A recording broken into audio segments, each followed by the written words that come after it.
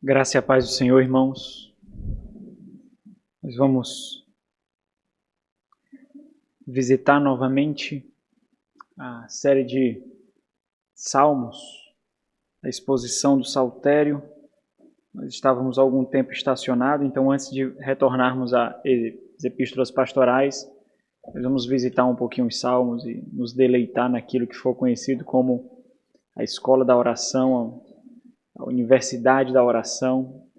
É nos salmos que nós aprendemos a orar, é orando os salmos que nós aprendemos a orar, é observando como os santos do Senhor oravam, um livro completamente dedicado a isso, a oração, que nós aprendemos a orar e vemos ali a contrição do povo de Deus, observamos os santos ali completamente despidos, nus, com uma ousadia impressionante para se achegar ao Senhor, e nós devemos aprender então com eles. O tema da nossa reflexão: a verdadeira adoração conduz à obediência. E o tema da nossa série é justamente um questionamento. O que nós aprendemos com o Salmo? Ou aprendendo com o Salmo? Nós aprendemos com esse Salmo especificamente isso, mas até chegarmos lá, nós vamos refletir sobre essa temática especificamente. De uma forma muito providencial e impressionante, o Salmo de número 81, ele está ligado com a Páscoa do povo de Deus, da antiga aliança. O contexto desse salmo é a rememoração, a lembrança da escravidão do povo de Deus no Egito, onde o povo desfrutou ali impiamente de 400 anos de escravidão. Nós vemos isso sendo o cumprimento de uma promessa que Deus deu a Abraão em Gênesis capítulo 15. E nós temos poucos relatos desse período. Na verdade, além do final do livro de Gênesis e o início do livro do Êxodo, nós não temos muitos registros desses 400 anos que o povo de Deus passou na escravidão ali do Egito. Até mesmo esses livros, eles fornecem apenas pequenos relatos históricos. A morte de Josué, da geração que morria junto com Josué. E logo depois disso nós já vemos o período em que antecede a libertação ali, com o nascimento de Moisés, a adoção de Moisés pelos egípcios ali e depois a libertação do povo de Deus. Mas o fato é que nós não observamos nenhuma ação profética e instrutiva da parte de Deus nesse período. Simplesmente nós não vemos Deus falando durante esse período. O que nós observamos, entretanto, é a forma gradativa com que o povo é levado, é passado de um estado de hóspede honroso para um estado de escravo. Isso vai acontecendo, mas também de forma muito rápida nos relatos bíblicos. Abra o livro do Êxodo para nós observarmos isso. Êxodo capítulo 1, a partir do versículo 6, diz assim o relato bíblico. Faleceu José e todos os seus irmãos e toda aquela geração. Êxodo 1, 6. Mas os filhos de Israel foram fecundos e aumentaram muito e se multiplicaram e gradativamente e grandemente se fortaleceram, de maneira que a terra se encheu deles. Entre mentes, se levantou um novo rei sobre o Egito, que não conhecera José. Ele disse ao seu povo: eis que o povo dos filhos de Israel é mais numeroso e mais forte do que nós. Eia, usemos de astúcia para com ele, para que não se multiplique, e seja o caso que, vindo a guerra, ele se ajunte com os nossos inimigos, peleje contra nós e saia da terra. E os egípcios puseram sobre eles feitores de obras para os afligirem com suas cargas. E os israelitas edificaram a Faraó as cidades celeiros, Pitom e Ramessés.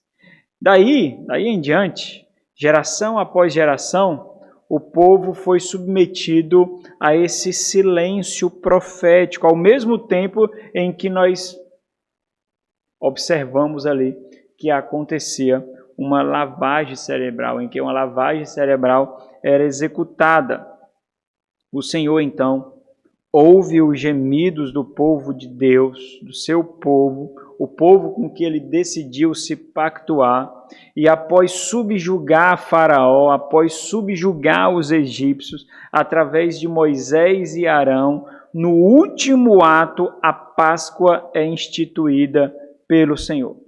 A Páscoa é instituída como um rito, sendo celebrada por uma refeição que marcaria aquele rito, para representar a esperança e, ao mesmo tempo, instrução. Existe um caráter pedagógico, por isso que deveria ser observado. Então, deveria ser observado para esperança e exortação.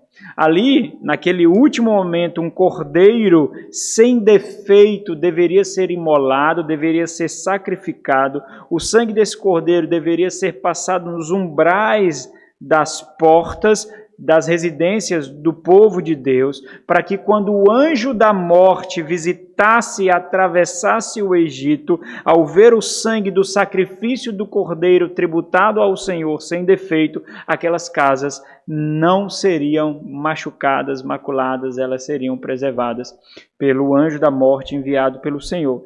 E esse é o significado propriamente dito do termo Páscoa, Pessah, que significa passar sobre, passar por cima. O anjo passou por cima dessas casas e os preservou da ira de Deus.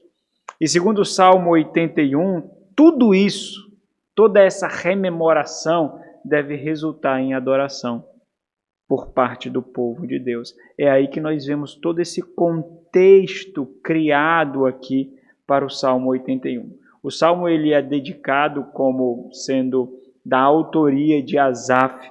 Asaf, eu já observei algumas vezes aqui, nós vemos pelo menos 4 pessoas no Antigo Testamento que tinha esse nome, mas esse especificamente é um dos músicos escolhidos por Davi para conduzir a adoração na casa de Deus, que no momento da vida de Davi não havia casa de Deus, não havia tabernáculo, então era as tendas que foram criadas ali para representar a casa de Deus como o lugar de habitação do Senhor pela Arca da Aliança, e esse continuou até o tempo de Salomão, onde chefiou a adoração do povo de Deus no templo construído por ele. No Saltério nós vemos pelo menos 12 salmos atribuídos a Asaf. A sua grande maioria nós identificamos lá no livro 3 do Saltério. Então, Asaf, encarregado pela adoração ao Senhor, descendente da tribo de Levi. O tempo da composição desse salmo, como muitos outros, nós não temos como identificar ao certo. O contexto que nós temos é o contexto que o próprio salmo cria, não o contexto da composição, mas o contexto que ele cria para a sua instrução. Quanto à sua composição, o tempo e o local, nós não sabemos ao certo. Lembrando que, muito provavelmente, foi Esdras que compilou todo o saltério, e ele fez isso. Esdras é pós-exílico, depois do cativeiro babilônico, então ele compila todo o saltério, ele organiza o saltério, ele junta os 150 salmos e junta eles de uma forma tal que passe uma instrução para o povo de Deus. Então existiam muitos milhares de salmos, mas esses 50 foram juntados aqui, foram canonizados, foram tornados sagrados, como inspirados pelo Senhor para nossa instrução. Então, o Salmo 81, ele é categorizado, dentre os vários tipos ou categorias de salmo, como um salmo de louvor comunitário, em que entoando o povo deveria se lembrar, e o povo deveria ser ao mesmo tempo exortado, embora ele não seja uniforme. Nós observamos do versículo 1 ao versículo 5, parece que ele tem um tema ali, e de uma forma muito abrupta, no final do versículo 5, na segunda parte, e do versículo 6 até o final, ele muda de tom rapidamente. Mas os primeiros 5 versículos, ele forma a parte principal do Salmo. Como essa parte principal do Salmo é um chamado ao louvor, à adoração, ele atribui toda essa categoria ao Salmo, que é louvor. Depois desses versículos, na verdade, a última parte lá, quando ele relata que escuta uma voz que não conhece, parte final aí, o tom muda. Mesmo no versículo 5 até o 16, o tom muda e o Salmo ele assume um tom exortativo, como se fosse uma preleção, como se fosse um sermão, o que coloca ali diante de nós uma profunda advertência profética. Então nós ligamos essa adoração, a rememoração da história de Deus com o seu povo, da libertação, da falta de arrependimento, da obstinação, o que deveria resultar em adoração e não resultou. E isso é muito importante, irmãos, muito oportuno considerar o local em que esse salmo foi colocado, quando ele foi compilado, como ele foi organizado. Não foi de forma aleatória, houve um propósito, uma mensagem deveria ser passada para aquele povo que estava retornando do cativeiro para a cidade santa, para a reconstrução do templo ali. Lembra lá, o saltério, ele é formado por 5 livros. A estrutura do saltério, a espinha dorsal do saltério é pactual. Esdras, sob a inspiração do Espírito Santo de Deus ali, ele quer enviar uma mensagem para o povo que pensa que o pacto já não mais existe, que Deus não cumprirá as suas promessas, que Deus não guardará a sua fidelidade para com a aliança que Ele mesmo instituiu com Abraão e ao longo do tempo foi reafirmando. Por isso, é Deus de Abraão, é Deus de Isaac, é Deus de Jacó. Esse pacto foi sendo reafirmado vez após vez e nós observamos isso também com Moisés, onde o pacto mosaico nós observamos também apontando para essa realidade do pacto feito com Abraão. Então, ele foi organizado dessa forma para ensinar algo ao remanescente que voltava do cativeiro babilônico. Deus ainda tem um pacto com o seu povo. Deus ainda está em aliança com o seu povo. De tal forma que todo o saltério ele conta uma história de louvor e uma história de esperança, que tomaria o lugar, que assumiria o lugar da angústia, do desespero do povo que sai do cativeiro. Cada livro do saltério, ele é responsável por uma função específica nesse grande drama, nesse grande enredo dramatizado pelo saltério.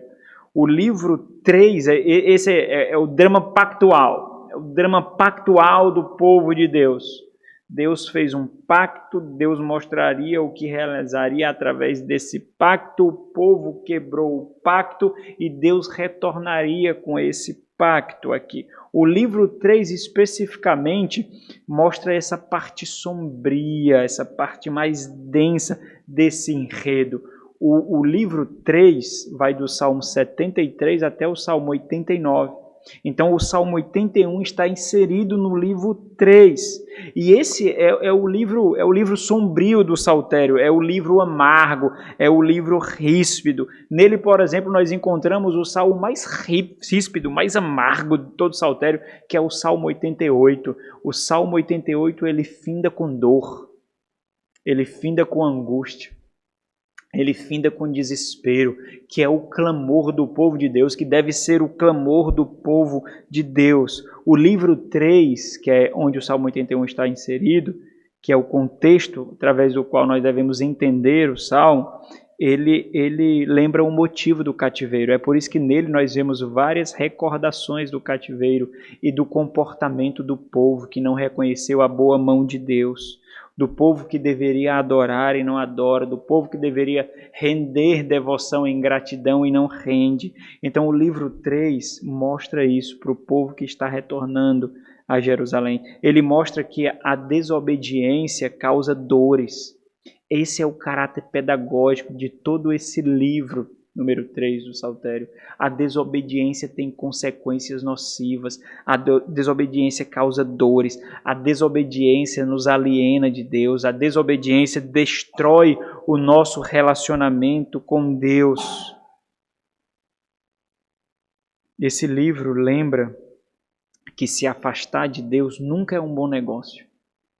Escolher o caminho errado nunca é um bom negócio. Sempre nós nos daremos mal. Por mais que nós colhamos prazeres, riquezas, bens. Nunca é um bom negócio. Esse é o livro do cativeiro.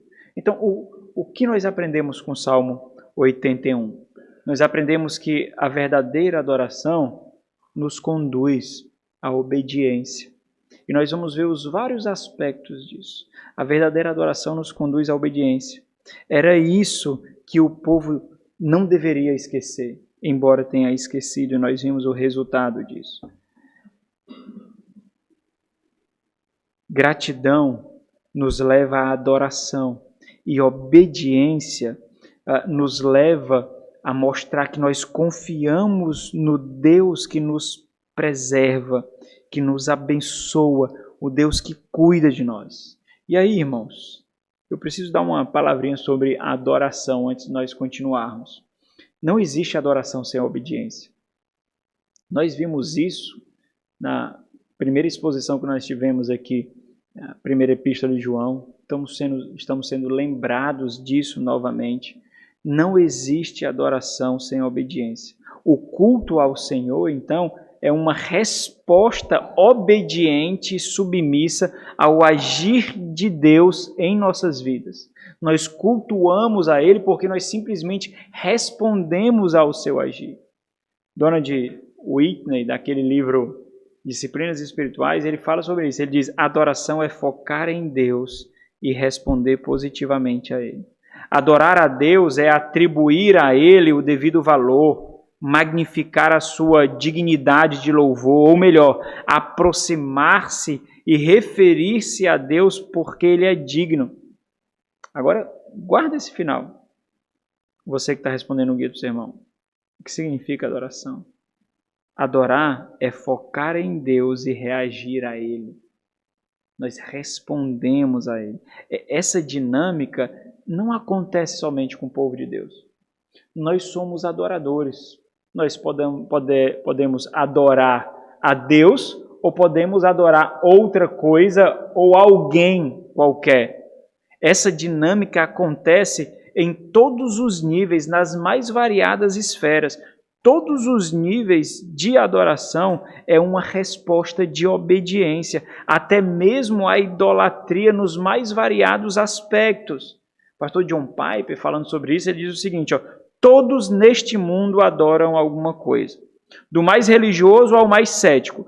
Todos reverenciam uma entidade superior ao ponto de construir a vida em torno dela. E o que provoca essa adoração é o poder motivador de algo muito precioso e amado que molda as nossas emoções, vontade, pensamento e comportamento. Então, simplesmente obedecemos à liturgia daquilo que adoramos.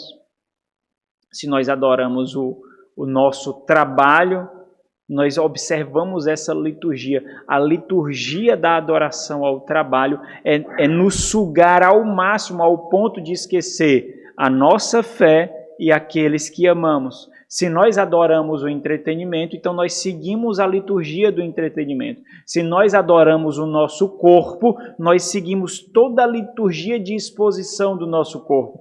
Todo tem uma liturgia, tem um rito, tem um modo de expressar essa adoração. Nós respondemos aquilo que adoramos. Nós respondemos obedecendo ao que é exigido para nos aproximar dele, para nós experimentarmos, para nós obtermos aquilo que é prometido à entidade ou aquilo que nós adoramos.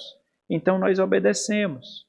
Ainda tentando descrever o que é adoração, portanto, consiste em ter algum tipo de acesso e poder ao nosso coração ao ponto de movê-lo para si. Isso é adoração. É por isso que a adoração deve ser dedicada a Deus e não a um objeto ou a outro ser, mas a Deus. Aplique isso a tudo, irmãos.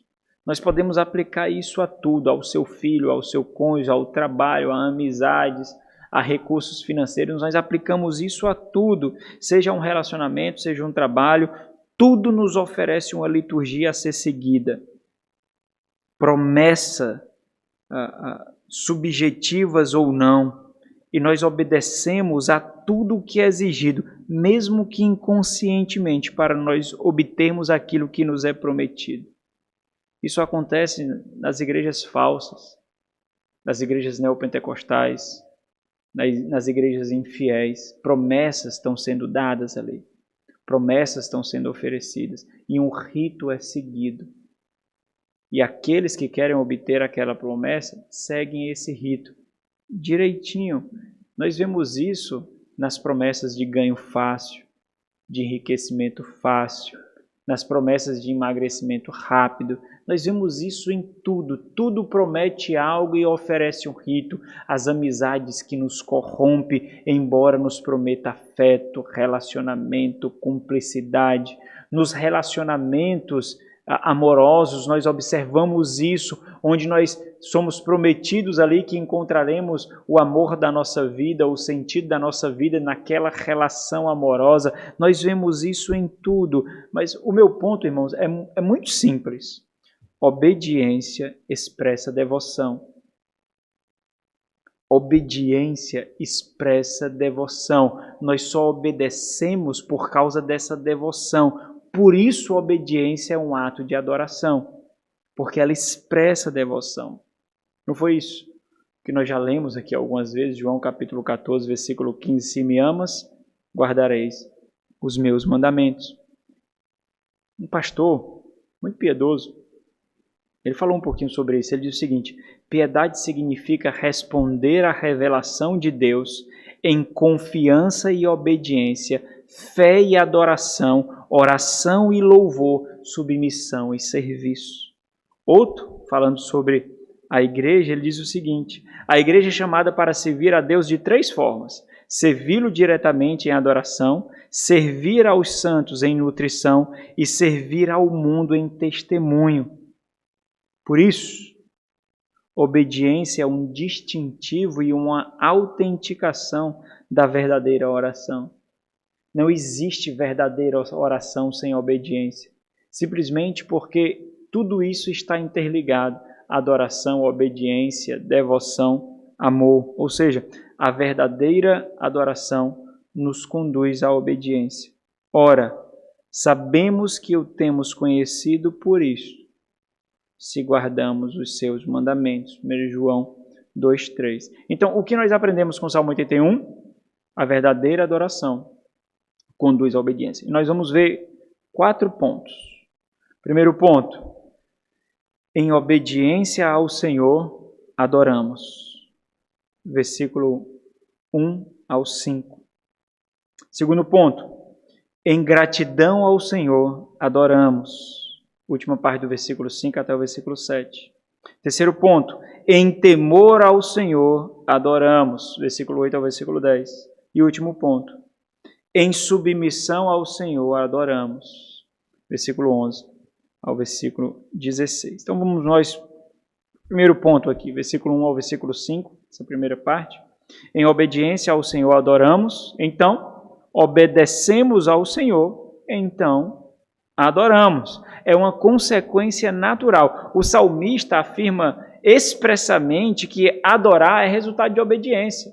É quando ele aponta que é preceito do Senhor. Olha o versículo 4 e o versículo 5 aí. É preceito para Israel, é prescrição do Deus de Jacó. Ele o ordenou como lei a José ao sair contra a terra do Egito. É dessa perspectiva, irmãos, que nós devemos ler todo o Salmo. A rememoração, as exortações, tudo isso exige de nós a adoração. O arrependimento também está intrinsecamente ligado à adoração, porque foi justamente aquilo que o povo não experimentou, por isso não adorou. Mas de uma forma muito específica, os 5 primeiros versículos, ele forma a base do que deve ser a reação do povo de Deus. Nós adoramos o Senhor. Nós adoramos o Senhor porque nós encontramos significado nisso. Nós encontramos sentido nisso. Nós adoramos o Senhor porque é nessa atmosfera criada pelo Espírito Santo de Deus, do povo de Deus reunido, que nós entendemos o sentido da nossa existência. E isso é importante porque esse sentido será a nossa existência eterna. Nós viveremos conhecendo e conhecendo o Senhor e eternamente seremos impactados e o adoraremos eternamente. É por isso que a reunião do povo de Deus, de forma muito específica, é uma antecipação daquilo que experimentaremos na eternidade, no novo céus e nova terra. Por isso que adorar é o que significa ser povo de Deus.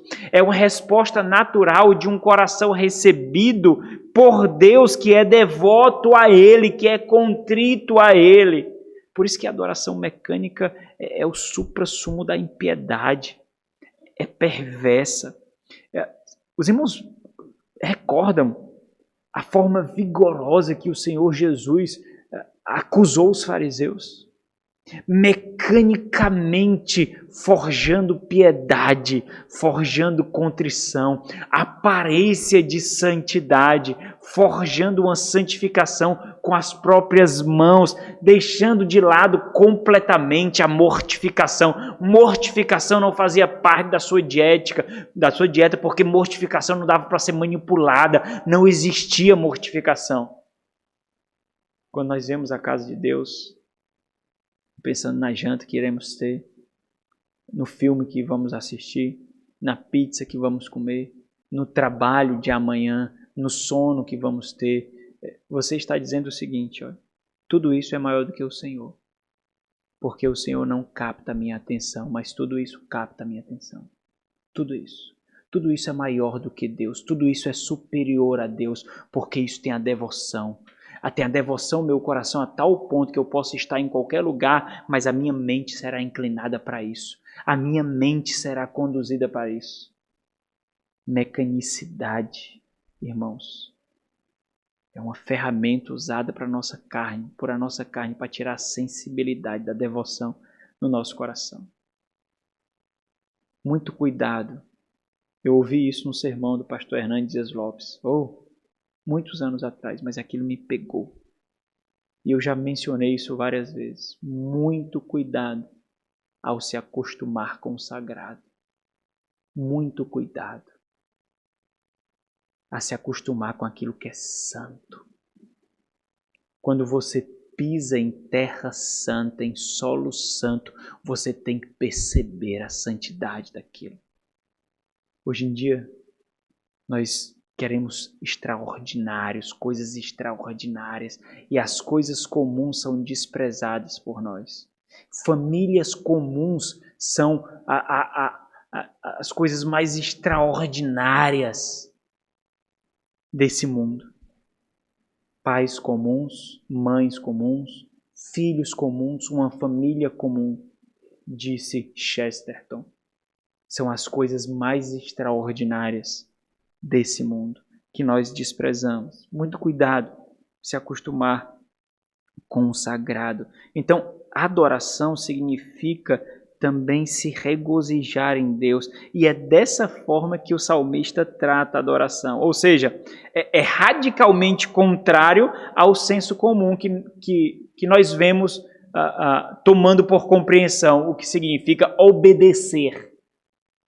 Obedecer aqui é se regozijar, é ter deleite, é ter gozo em Deus, mas é absurdamente contrário ao senso comum, porque o senso comum pensa em obediência como que crianças obedecendo os pais fazendo bico, fazendo caras e bocas. É dessa forma que nós consideramos muitas vezes a obediência aos mandamentos de Deus, as exortações que recebemos na igreja, as exortações que recebemos dos nossos pastores. É dessa forma, fazendo bicos e caras. Mas é muito pelo contrário, irmãos. Mas, infelizmente, muitos compreendem que não existe sabor na obediência. Não existe gozo em obedecer. Muitos julgam que a nossa liberdade está sendo cerceada na obediência. Está sendo removida, está sendo abalada, simplesmente porque eu não posso fazer a minha vontade e nós julgamos que liberdade é fazer a nossa vontade. É isso que nós julgamos, simplesmente porque nós consideramos que liberdade é fazer o que nós entendemos, é a experiência sem interrupção da autonomia. Significa não prestar contas. Existem pessoas que têm uma dificuldade de prestar contas absurda, mas absurda mesmo. Parece que espinhos estão sendo cravados em seu coração, porque não entendeu que cada vez que essa relação acontece, nós estamos protegendo a nossa alma, nós estamos protegendo a nós mesmos. Meus irmãos, se você pensa que liberdade é isso não é liberdade, isso é suicídio. Isso é a corrosão da sua família, isso é a corrosão da sua vida, dos seus filhos, do seu futuro. Fazer o que nós queremos é completo suicídio. É isso que ele retrata aqui.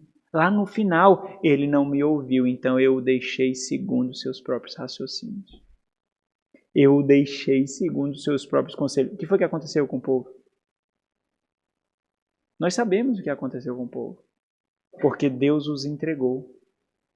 Deus os entregou. A liberdade que eles queriam. Então, observe que essa é a profunda empolgação do salmista. Ele convoca um povo de forma profundamente empolgada e contrita, mas aponta porque isso é preceito de Deus. Olha, o que está por fundo aqui, o que está como plano de fundo aqui é o fato de que o Senhor, que é sabedor de tudo, que é conhecedor de tudo, sabe o que é melhor para nós. Sabe onde nós encontraremos vida e verdadeiro deleite, verdadeiro gozo. Obediência é um ato de adoração, porque é um ato de devoção, é um ato de amor. Esse é o plano de fundo aqui desses versículos. E ele faz justamente essa ligação, adoração e obediência. Não é porque é mandamento, irmãos, que não deve existir sabor, gozo, satisfação, alegria, empolgação. Lembra do que nós já conversamos? Tudo depende de para onde ou para que nós adestramos, nós inclinamos o nosso coração para encontrar prazer, para encontrar deleite, para encontrar satisfação. Se nós inclinamos o nosso coração, se nós adestramos o nosso coração, a nossa mente, e entender que existe mais prazer nas coisas experimentadas pelos mortos desse mundo, e não nas coisas experimentadas no mundo morto, mas vinda de um mundo vivo, que é o mundo que um dia tomará essa presente terra, então nós experimentaremos prazer nas coisas que ímpios experimentam. Vai ser chato orar, vai ser chato ler a Bíblia, vai ser chato ler um livro que nos nutre espiritualmente, vai ser chato desenvolver discipulado, aconselhamento, evangelização, vai ser chato a comunhão, vai ser chato, e vai ser chato, e vai ser chato. É isso que acontece muitas vezes, sabe? Quando você se depara com pessoas e assim, rapaz, é porque eu sou uma pessoa muito reservada, sabe? Eu prefiro ficar em casa assistindo televisão. Sabe, é porque eu sou uma pessoa muito assim, eu não gosto muito, eu prefiro ficar sozinho em casa, eu sou uma pessoa caseira, eu gosto de ficar em casa, eu não gosto, sabe? Não estou dizendo que é negativo ser caseiro, eu gosto muito da minha casa também, mas quando nós sentimos prazeres em coisas triviais que ímpios sentem prazeres, isso deveria soar como alerta para a gente, não é natural. O nosso prazer deveria ter a nossa alma esquadrinhada pela palavra. Esquadrinhada pelo Espírito Santo de Deus, mostrando como nós podemos desfrutar do mais absurdo deleite num quarto da nossa casa, lendo a Bíblia Sagrada, ou de joelhos de oração, ou numa comunhão simples com pessoas simples que amam a Deus. Não precisa de ir para Disneylândia. Se você quiser ir, me chame também, mas pague tudo. Mas não precisa ir. Meu tempo ali era Beto Carreiro Old. Hein? Mas não precisa disso, irmãos. Observe que existe uma gradação gigantesca em que coisas magníficas precisam ser criadas, sonhos fabulosos precisam ser construídos, mas isso só é a prova viva de que nada nesse mundo nos satisfaz. A Disneylândia não vai ser o suficiente para você. Você vai querer algo mais. Vai ter que... SeaWorld é na Disneylândia, as baleias lá pulando. Você vai ter que ir para alguma coisa fabulosa, fantástica. E mesmo assim você não vai encontrar deleite. Você não vai encontrar contentamento. Mas uma família comum, num culto doméstico comum, pode fazer você desfrutar o mais absurdo deleite que ímpio nenhum que desfrutou de tudo nesse mundo pode desfrutar.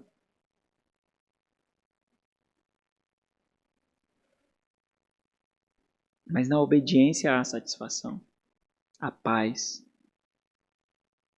Talvez uma das coisas que mais há na obediência ao Senhor é paz. Porque o mundo pode cair ao nosso redor, mas se nós estivermos obedecendo ao Senhor, nós sabemos que estamos no lugar correto. Paz. Paz. De saber que nós estamos no centro da vontade do Senhor. Qual é o grande vilão dessa relação de adoração e obediência? Qual é o grande vilão? O grande vilão é a ignorância. É a ignorância que faz com que não compreendamos corretamente essa dinâmica. Observa aí os primeiros 3 versículos. Ele meio que grita aqui, convocando o povo, cantai de júbilo a Deus, força nossa, celebrai o Deus de Jacó, salmodiai e fazei soar o tamboril, a suave harpa com o saltério, tocai a trombeta na festa da lua nova, na lua cheia, dia da nossa festa. Então, de forma ainda mais intensa, a grande expressão de gozo e empolgação está aqui nos imperativos, que eu destaquei aqui para vocês. Esses imperativos são expressões de emoção, mas o próprio texto mostra isso. Cantai, salmodiai, celebrai, soar, tocai, mostra isso. Os versículos 4 e 5, eles vão ainda mais longe. Eles mostram que não somente obedecemos em adoração, mas também que obedecemos em adoração por gratidão. É aí que ele traz a rememoração. Quando diz, é preceito para Israel, é prescrição de Deus de Jacó. Ele o ordenou como lei a José. José aqui é tomado como Jacó é tomado pelo povo de Deus, José aqui é tomado por Israel, ao ser contra a terra do Egito. Então, é isso que nós vamos ver agora no segundo ponto. Em gratidão ao Senhor adoramos. Essa é a resposta natural. Nós agradecemos ao Senhor e então adoramos. Versículo 5, a última parte, é o versículo 7. E o que é interessante é que daqui até o versículo 10, nós observamos esse relato histórico do agir gracioso de Deus na vida do povo de Israel. O que deveria, por causa disso, resultar em adoração, obediência e gratidão, estranhamente, e aí a gente precisa destacar o estranho, porque às vezes é isso que acontece conosco, estranhamente resulta em obstinação, desprezo e apatia. Não em gratidão, adoração e devoção, e muito menos obediência. Nós simplesmente descartamos. Sabe quando o seu filho não valoriza o que tem? E você não ensina que isso é rebeldia? Quando o seu filho é ingrato pelo que é comum na sua casa, é comum ter refeições na sua casa. Você tem no mínimo o café da manhã, o almoço e a janta na sua casa. No mínimo você tem isso. É comum, é trivial. Não falta creme dental, não falta escova de dentes, não faltam roupas. Você tem luz elétrica lá, você de forma muito mágica liga a torneira e sai água. É impressionante, é uma mágica extraordinária. Daqui a pouco seu filho não se empolga mais com a pizza, não se empolga mais com açaí, não se empolga mais com chocolate, porque é normal, é banal, é trivial. Aí você acha que ele não vai aplicar isso ao Senhor, não? Você aplica. Você aplica isso. Quantas vezes você já não orou, deixou de orar pelas suas roupas, pela água, pelo alimento? Quantas vezes você já não orou? pelo celular que usa, pelo carro que tem, pelo lanche que tomou. Quantas vezes você já não orou por isso? Porque é banal, é trivial, é comum. Nós rapidamente nos esquecemos dos benefícios que nós temos e por causa disso não geramos gratidão. Simplesmente assim, foi isso que aconteceu. Não ensine o seu filho o que é ser grato, porque ele vai achar que tudo que tem ele merece. Simplesmente merece.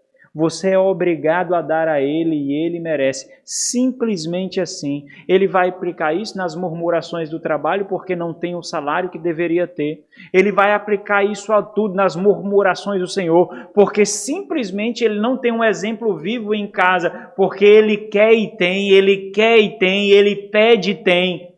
E quando ele vai orar ao Senhor, no despertar da sua vida, ele vai ver que é diferente. Como é que então seu pai e sua mãe foi um tipo de Deus na sua casa, foi um tipo de Cristo no seu caso, se não o instruiu quanto à gratidão?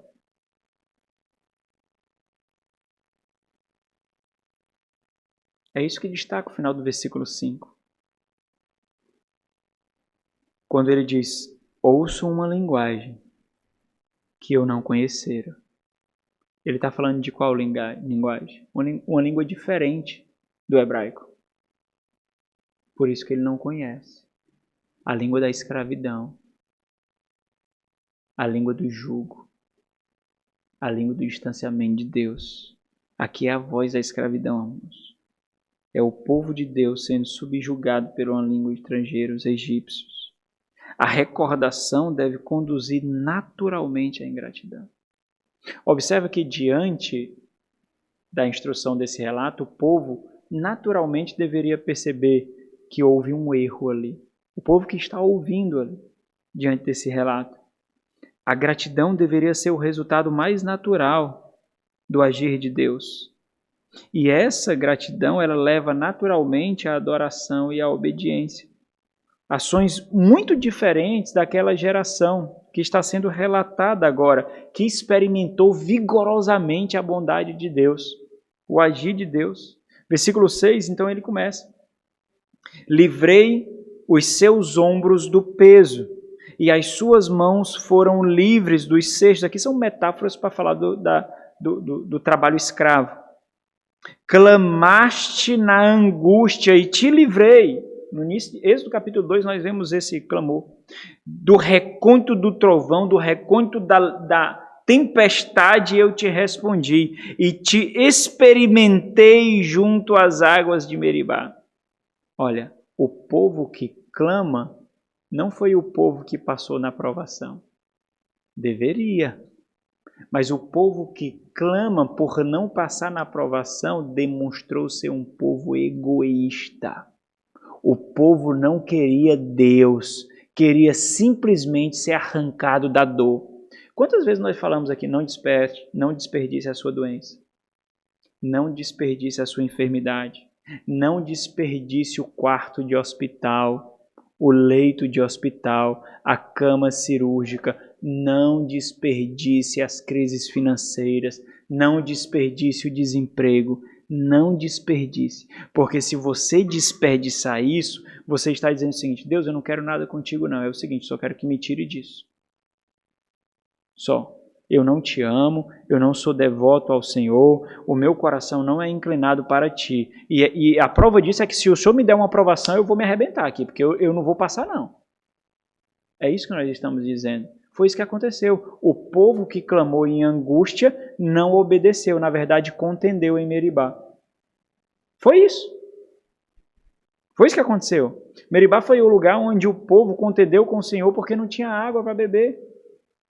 Então, o Deus que subjugou os egípcios e os deuses egípcios, porque cada praga era ali uma demonstração de subjugamento aos deuses egípcios, cada praga representava isso. O império daquela época, o Deus que abriu o mar vermelho para o povo passar e fez o mar se fechar sobre o exército, o Deus que deu uma nuvem para proteger do sol e uma coluna de fogo para proteger do fio e iluminar, é o Deus que não daria água. Estranho isso, não é? Era o Deus que não daria água. Um povo que não dependeu do Senhor, quando Deus mostrou que aquele povo poderia depender dele integralmente. Mas o Senhor teve que lembrar inúmeras vezes: eu sou o Senhor teu Deus que te tirou da terra do Egito, do lugar de escravidão. Eu sou o Senhor teu Deus que o tirou da terra do Egito, da terra da escravidão. Eu sou o Senhor teu Deus.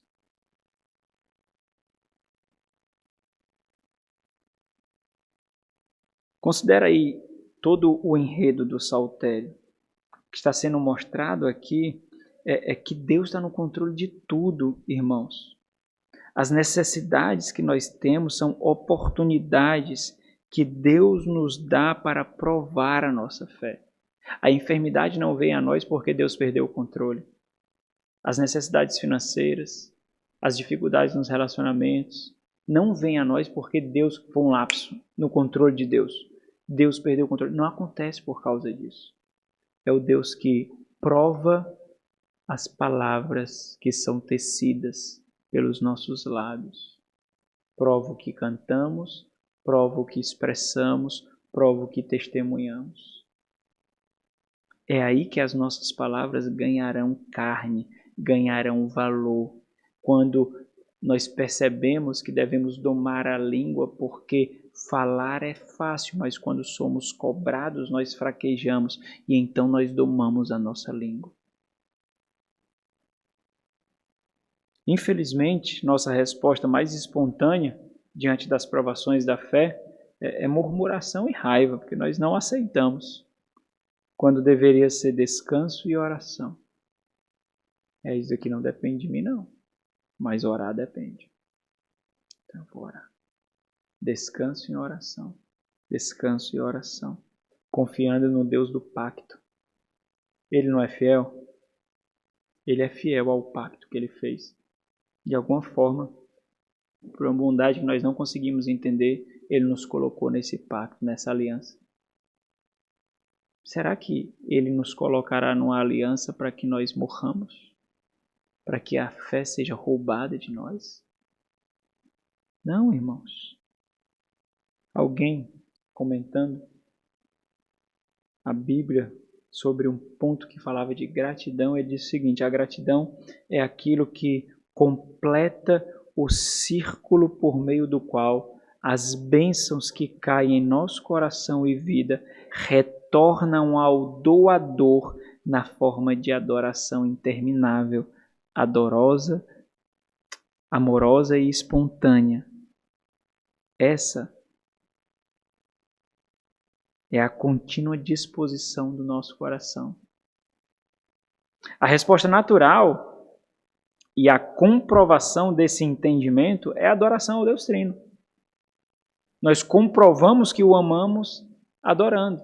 Então, o que nós aprendemos no Salmo 81? A verdadeira adoração conduz à obediência. Em obediência ao Senhor nós adoramos. Em gratidão ao Senhor nós adoramos. E o terceiro ponto: em temor ao Senhor nós adoramos. Nós tememos ao Senhor, então nós adoramos. O temor ao Senhor, irmãos, não é somente o princípio da sabedoria, como nós temos visto no livro de Provérbios, como diz Salomão. Ele é também a resposta esperada do conhecimento de Deus. Nós conhecemos a Deus e então nós tememos.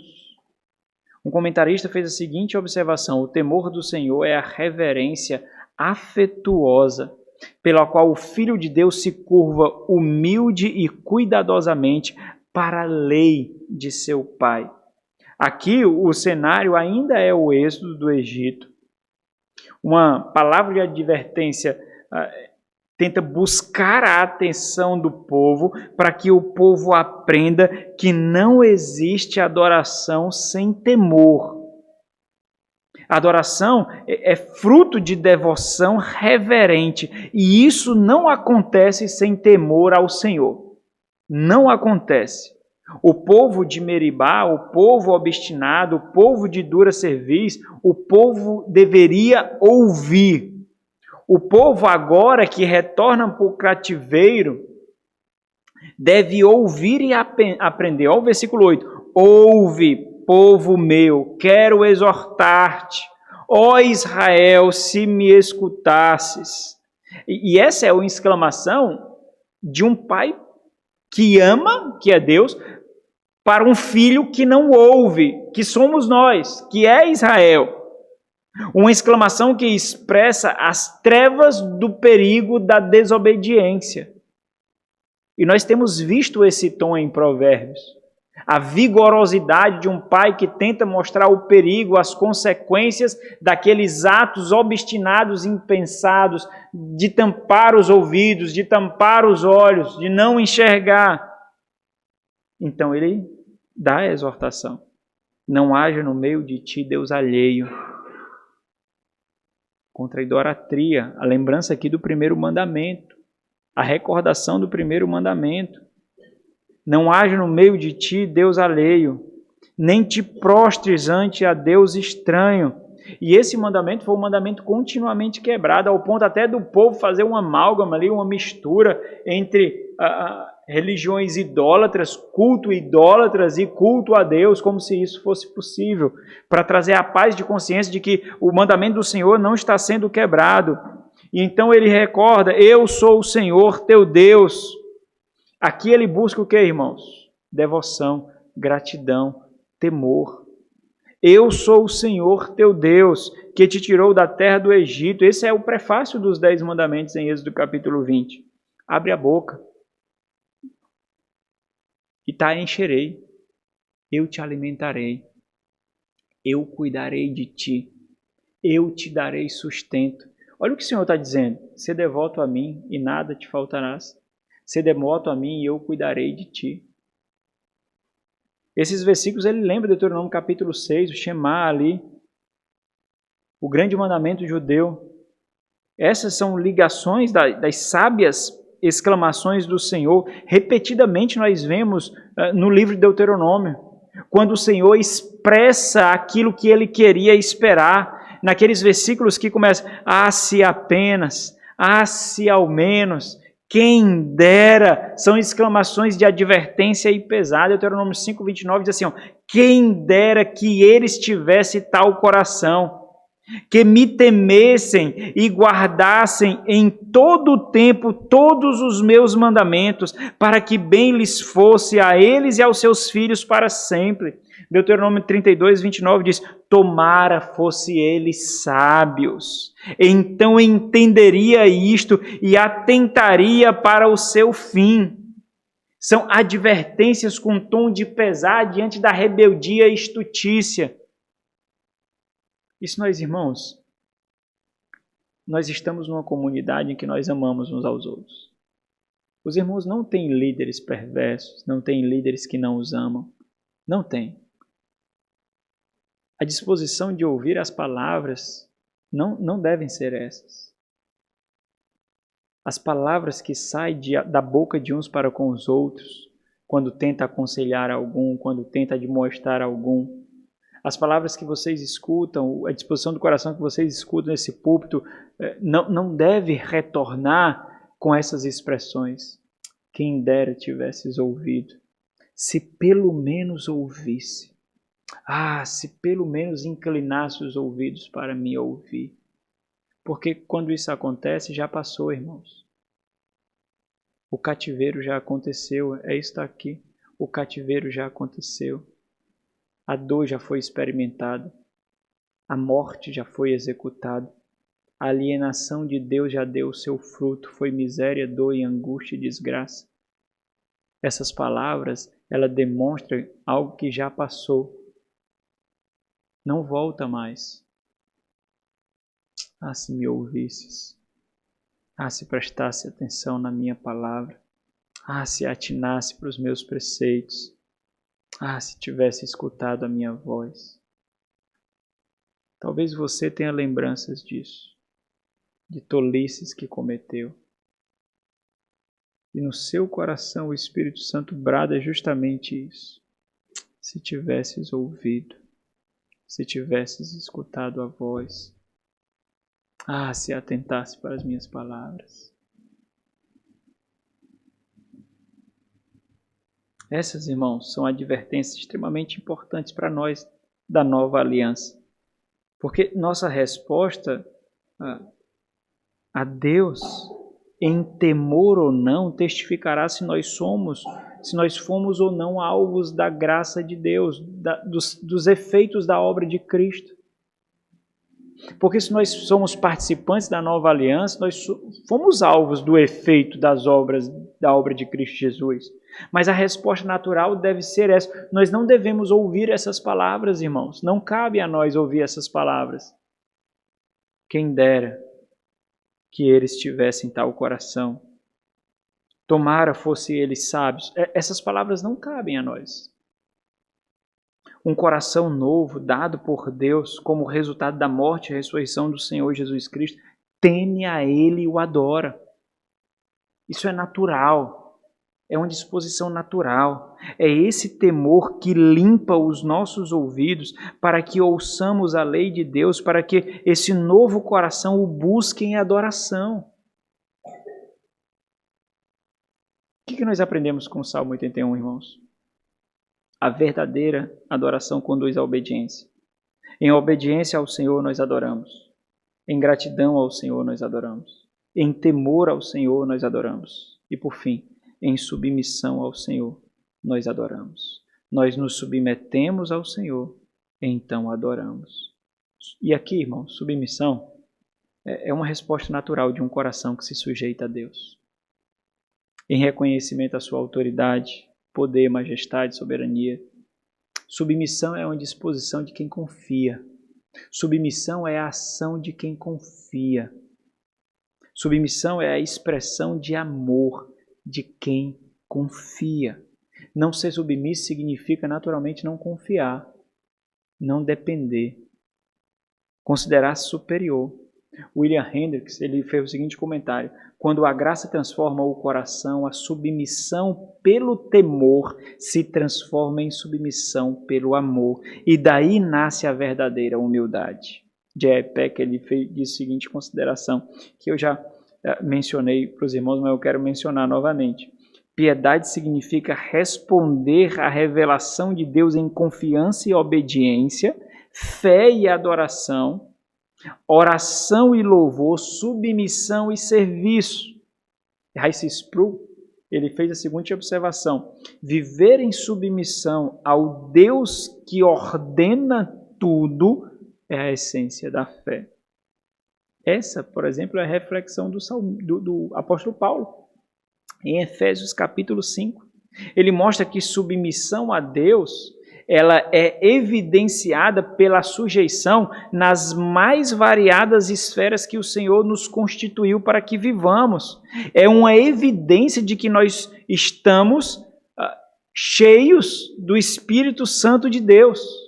E nessa porção do Salmo aqui, o salmista, ele evidencia que submissão é o resultado de arrependimento. Nós nos submetemos como uma demonstração de que nós nos arrependemos por identificar, por perceber que as escolhas que fizemos foram erradas.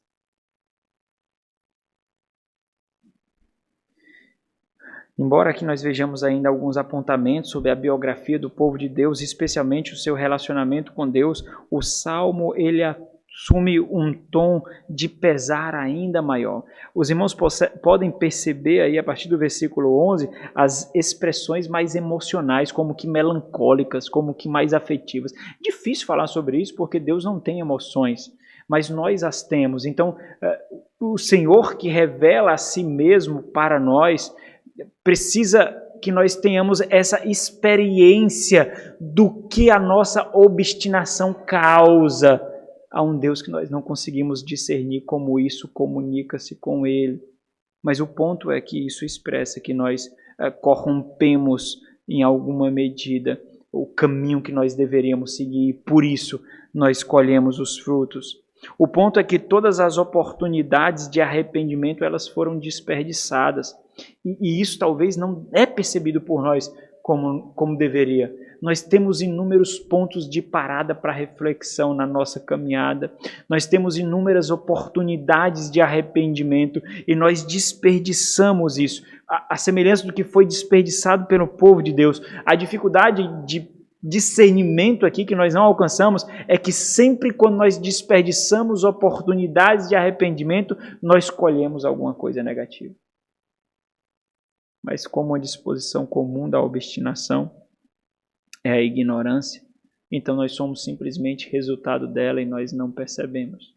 Nós agimos como ignorantes e insensíveis.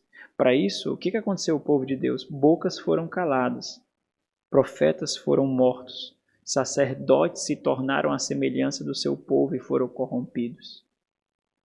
Para calar a voz de Deus, para avultar a voz de si mesmo. Tudo isso porque eles escolheram uma submissão. Obviamente, eles submeteram, mas não a Deus. Se submeteram a si mesmo. Sempre nós estamos submissos a alguém ou alguma coisa, irmãos. A semelhança da adoração, como eu observei no início. Ou nós nos submetemos a Deus, ou nós nos submetemos à criação. Você faz parte da criação e tudo aquilo que nós experimentamos. Mas nós sempre nos submetemos. Então, observa isso. Sempre nós nos submetemos a alguém ou a alguma coisa. A grande questão, e aqui talvez seja um ponto que nós deveríamos considerar, a grande questão é se aquilo... Observa isso, por favor. A grande questão é se aquele ou aquilo a quem nós nos submetemos suporta ou não a nossa vida. Porque nós lançamos expectativas sobre aquilo que nós nos submetemos. Mas será que isso tem poder suficiente para suportar a nossa vida? Se tem poder ou dignidade para corresponder à expectativa da submissão, é só fazer o cálculo. Será que eles concedem tudo aquilo que promete? Se não, nós estamos no enrascado. Olha o versículo 11. Mas o meu povo não me quis escutar a voz.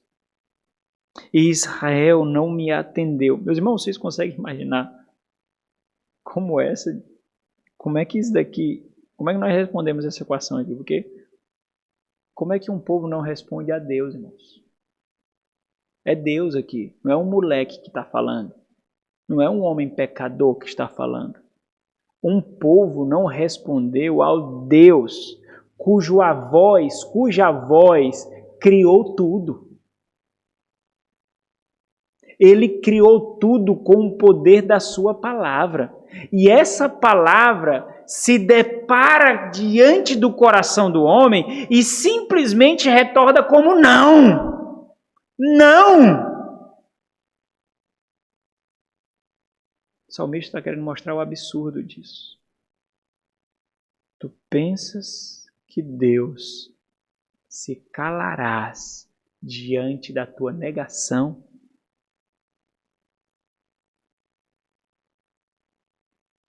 Não se calarás. Israel não me atendeu. Qual foi o resultado? Assim deixei-o andar na teimosia, na obstinação do seu coração. Deixar andar é uma expressão só. Deixei-o andar é uma expressão só. Significa mandar embora. Significa, achei mais interessante esse ponto aqui, em que a gente pode entender essas palavras, significa dar autonomia. Dar autonomia. Assim deixei-o na teimosia do seu coração. Siga os seus próprios conselhos. A irmã Nádia, esses dias, mandou uma citação para mim, eu disse, vou usar essa citação. Beth Moore.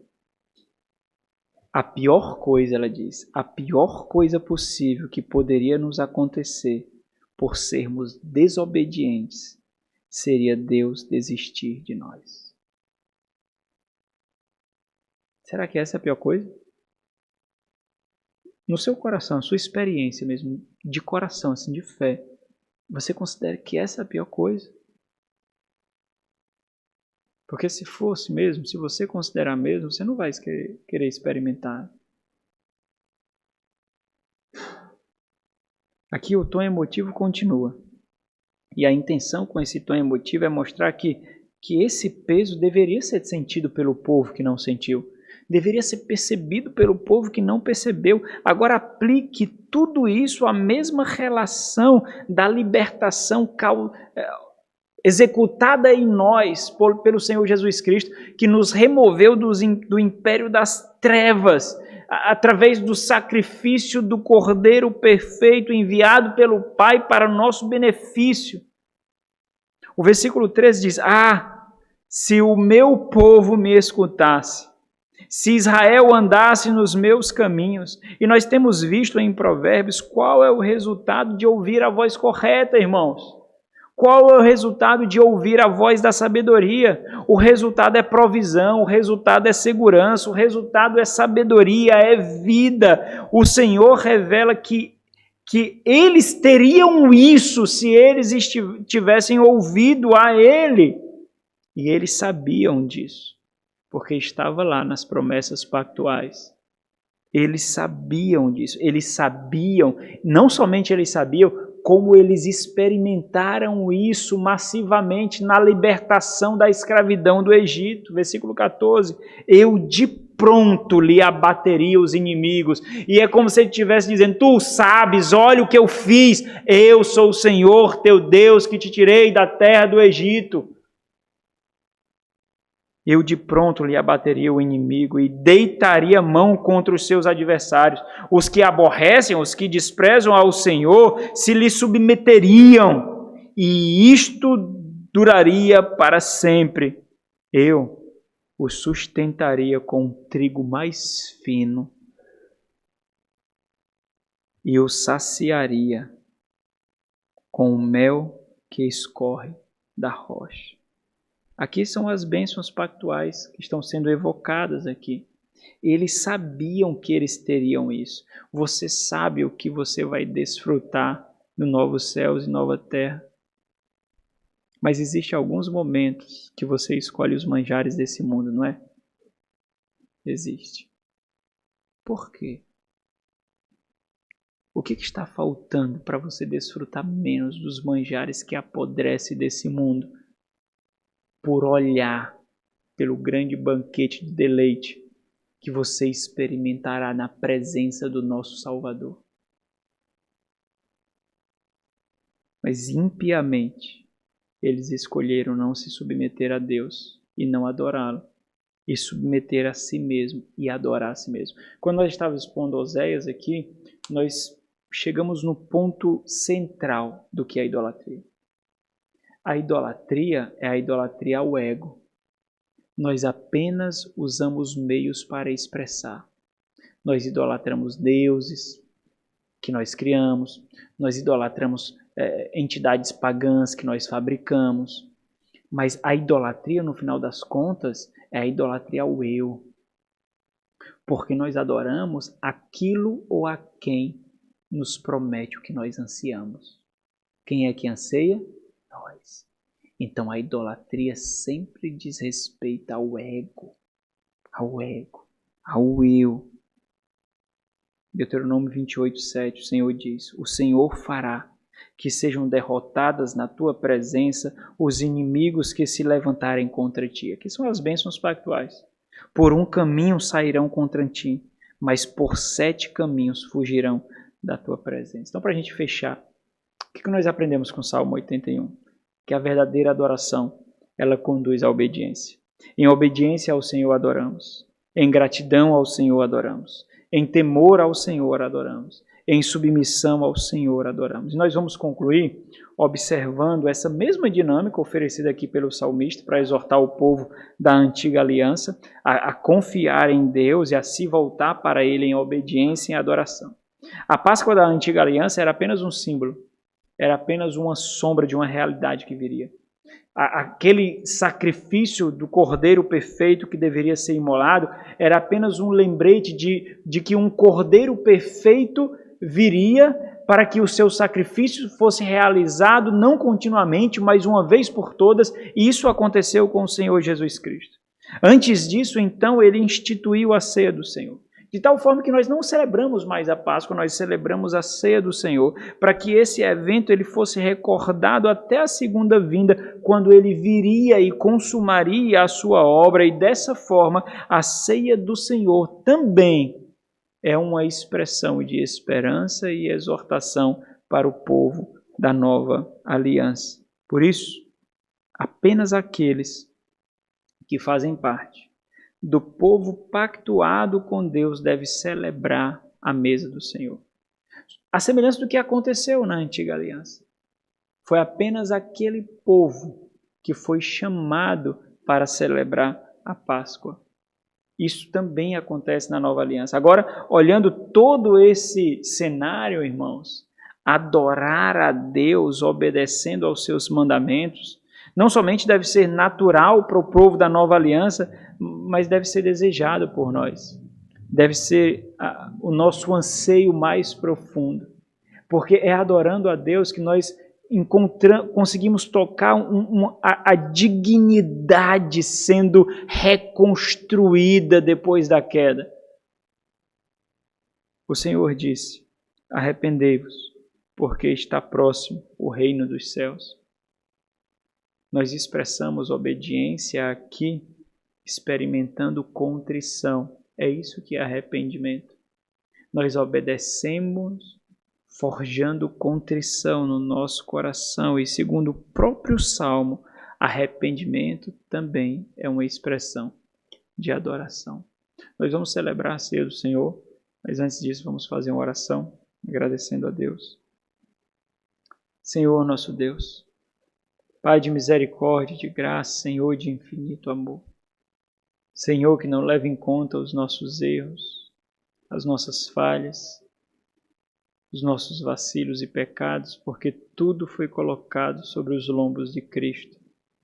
Cordeiro perfeito, imolado em nosso lugar, que conquistou para nós acesso a Ti, com o perdão dos nossos pecados.